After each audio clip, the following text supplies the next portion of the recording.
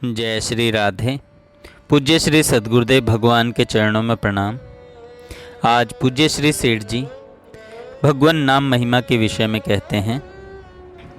भगवान के नाम की महिमा अपार है, अपरिमित है।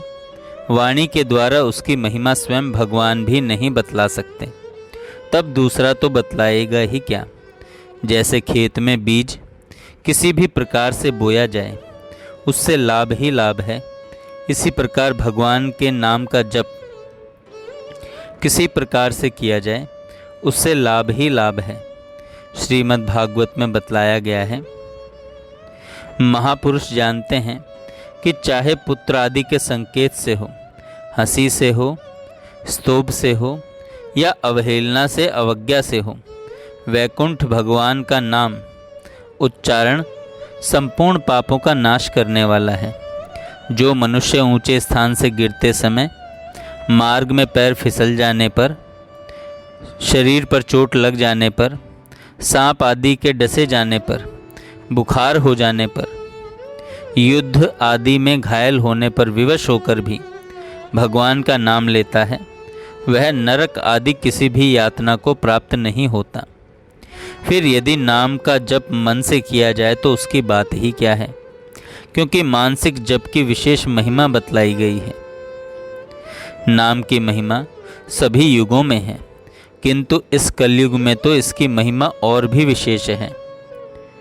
विष्णु पुराण में आता है, सतयुग में ध्यान करने से, त्रेता में यज्ञ अनुष्ठान करने से, द्वापर में पूजा करने से जो फल प्राप्त होता है वही फल कलयुग में केवल श्री केशव के कीर्तन से मनुष्य प्राप्त कर लेता है।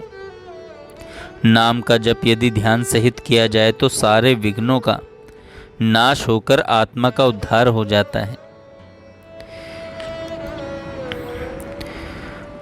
श्री भगवान के अनेक नाम हैं, उनमें से किसी भी नाम का जप किसी भी काल में किसी भी निमित्त से कैसे भी क्यों न किया जाए, वह परम कल्याण करने वाला है। यदि भगवान के नाम का जप गुण, प्रभाव, तत्व, रहस्य और अर्थ को समझकर श्रद्धा भक्ति पूर्वक निष्काम भाव से निरंतर किया जाए, तब तो तत्काल ही भगवान की प्राप्ति हो जाती है। क्योंकि भगवान के भजन के प्रभाव से साधक को भगवान के स्वरूप का यथार्थ ज्ञान हो जाता है, जिससे भगवान की प्राप्ति होती है। भगवान ने गीता जी में कहा है, तेषां सतत युक्तानां भजताम प्रीतिपूर्वकम। उन निरंतर मेरे ध्यान में लगे हुए और प्रेम पूर्वक भजने वाले भक्तों को मैं वह तत्व ज्ञान रूप योग देता हूँ जिससे वे मुझको ही प्राप्त होते हैं।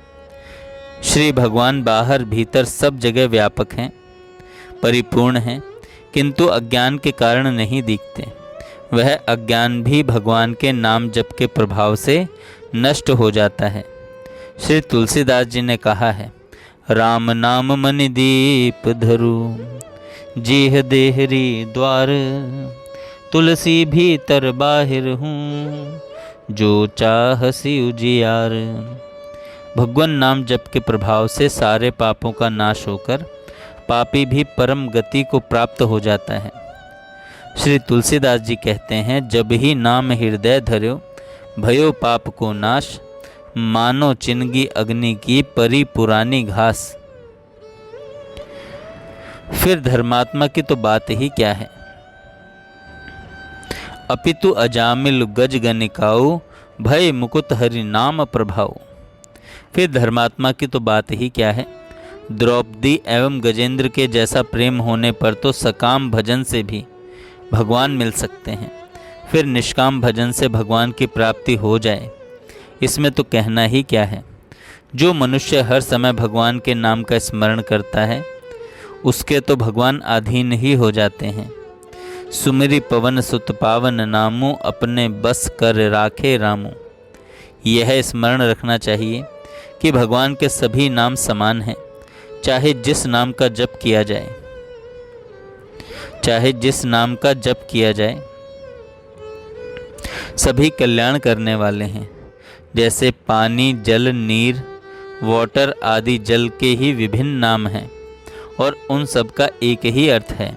इसी प्रकार भगवान के ओम, हरि, वासुदेव, राम, कृष्ण, गोविंद, नारायण, शिव, महादेव आदि सभी नामों का एक ही अर्थ है। अतः किसी भी नाम का जप करने पर भगवान की प्राप्ति हो सकती है। संसार में भगवान नाम जप के समान कोई भी साधन नहीं है। ज्ञान, ध्यान, यज्ञ, तप, योग आदि सभी साधन नाम जप की अपेक्षा कठिन हैं। अतः इन सब बातों को सोचकर मनुष्य को नित्य निरंतर भगवान के नाम का जप और कीर्तन करना चाहिए। भगवान स्वयं गीता जी में कहते हैं, अनित्यम सुखम लोकमिमं प्राप्य भजस्व माम। इसलिए तू सुख रहित और क्षण भंगुर इस मनुष्य शरीर को प्राप्त होकर निरंतर मेरा ही भजन कर। वस्तुतः संसार में भगवान के समान कोई भी पदार्थ नहीं है, क्योंकि संपूर्ण ब्रह्मांड भगवान के एक अंश में है। जो इस तत्व को जान लेता है वह एक क्षण भी भगवान को नहीं भूल सकता। वह एक क्षण भी भगवान को नहीं भूल सकता।